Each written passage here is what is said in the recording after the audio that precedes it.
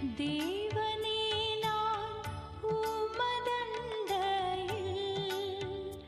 இன்னும் நெருங்கிச் சேர்வதே என் நாவல் பூமியில். Praise the Lord. கர்த்தரும் இரட்சகருமாகிய இயேசு கிறிஸ்துவின் இனிதான நாமத்தினாலே இந்த 36வது நாள் ஜெபத்திலே இணைந்திருக்கிற தேவ பிள்ளைகள் எல்லாரையும் அன்பாய் வாழ்த்துகிறேன்.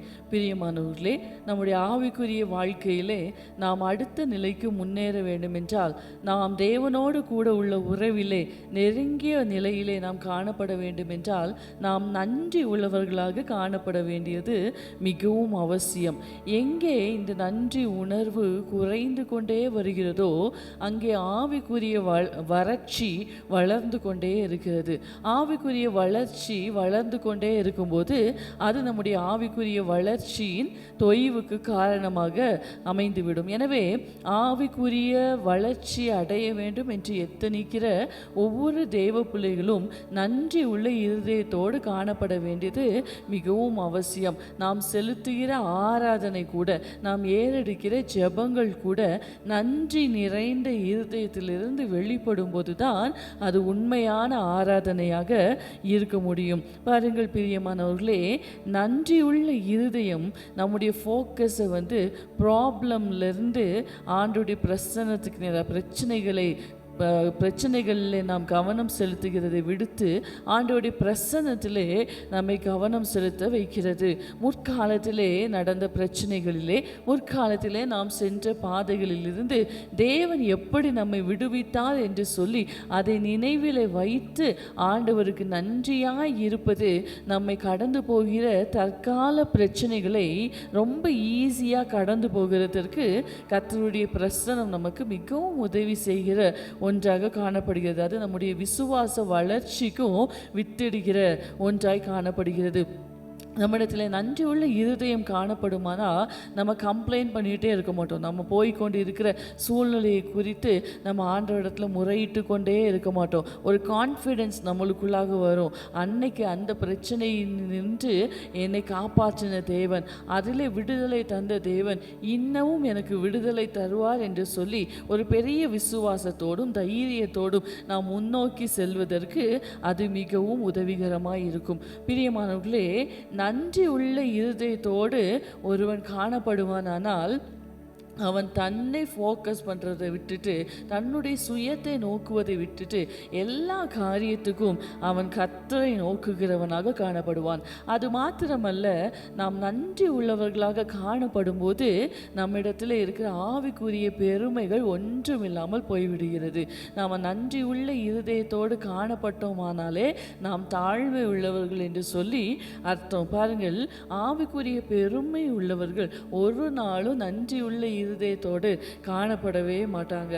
அது மாத்திரமல்ல, நம்முடைய கடினமான சூழ்நிலையில் கூட நம்ம சர்வ சாதாரணமாக அதை மேற்கொண்டு முன்னோக்கி செல்வதற்கு நன்றியுள்ள இருதயம் நமக்கு தேவைப்படுகிறது. நான் ஏற்கனவே சொன்னது போல நன்றியுள்ள இருதயம் இருந்தால்தான் நம்ம வர்ஷிப் கூட சின்சியராக பண்ண முடியும். நம்ம ஆராதனையில் கூட உண்மையாக இருக்கும். இதை தான் பவுலும் சீலாவும் செய்தார்கள் இல்லையா?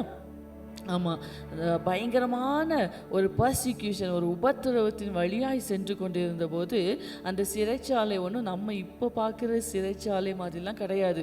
பயங்கரமான காவல், அவங்களுடைய கை கால்களை தொழுமரத்திலே கட்டி வைத்து அப்படியாக அந்த ஒவ்வொரு தடவை அசையும் போதும் அந்த இரும்பு சங்கிலிகள் உடலில் கிழித்து அப்படியாக காயத்தை ஏற்படுத்தி கொண்டே இருக்கும். அது மாத்திரமல்ல, நம்ம வரலாற்றை படித்தோமானால் அந்த ரோம சிறைச்சாலைகள் ரொம்ப துர்நாற்றம் நிறைந்த கழிவறை பக்கத்தில் இப்படி ரொம்ப துர்நாற்றம் நிறைந்த ஒன்றாய் காணப்படுமா பாருங்க. ஒரு செல்லையே நிறைய பேரை அடைச்சி போட்டு இப்படியா பயங்கரமான கொடுமையா இருக்குமா.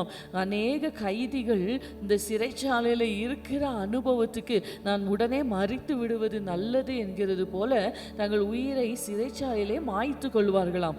இப்படிப்பட்ட சூழ்நிலையிலே சென்ற பவுலும் சீலாவும் அதை பற்றி கொஞ்சமும் கவலைப்படாமல் நன்றியுள்ள இருதயத்தோடு கூட ஆண்டவரை துதித்து ஸ்தோத்தரித்து பாட தொடங்கின போது அந்த சிறைச்சாலையில கட்டுகள் அவிழ்ந்தது.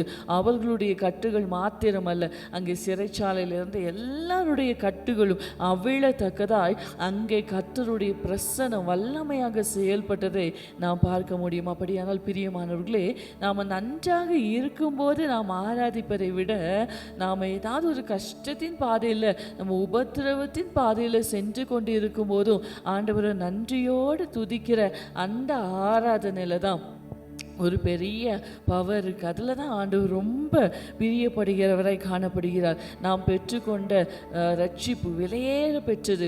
அதை குறித்து நாம் ஒவ்வொரு நாளும் நன்றியோடு இருக்கிறோமா? ஒவ்வொரு நாளும் நமக்கு தேவன் ஜீவன் சுகம் பலன் தந்து பாதுகாத்து வழி நடத்தி வருகிறாரே.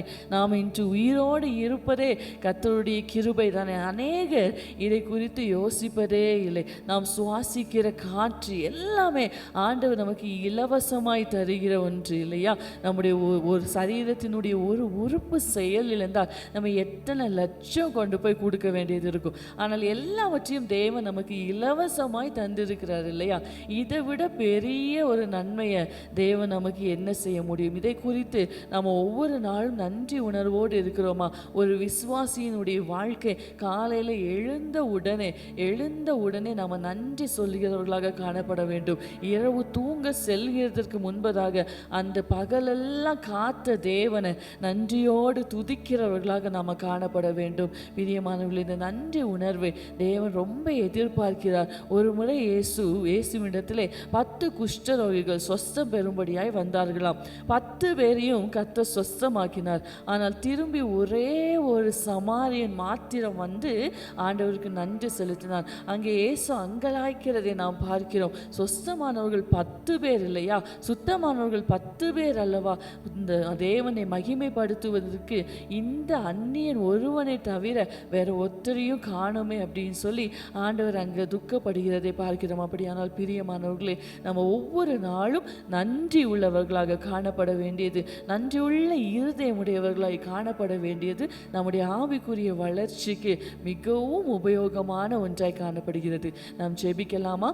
எங்களை அதிகமாய் நேசிக்கிற எங்கள் அன்பின் தகப்பனே, நீங்கள் அருமையாக தந்த இந்த புதிய நாளுக்காக உமக்கு நன்றி செலுத்துகிறோம்.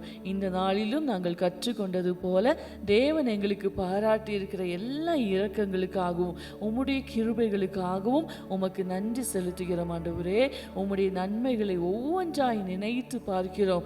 ஆண்டவரே, ஒவ்வொன்றாய் நினைத்து ஆண்டவரே அவைகளை ஆண்டவரே அப்பா செய்த கர்த்தராகிய உம்மை ஆண்டவரே நன்றியோடு துதிக்கிறோம். ஆண்டவரே அப்பா, எங்கள் வாழ்க்கையில் நாங்கள் என்ன சோதனைகளை தாண்டி சென்றாலும் ஆண்டவரே அப்பா, எங்கள் இருதயம் உம்மை துதிக்க மறந்து விடவே கூடாது. அப்பா ஆண்டவரே, உமக்கு நன்றி செலுத்துவதை மறந்து விடவே கூடாது. கர்த்தர் எங்களை அப்படியாய் நடத்துங்க.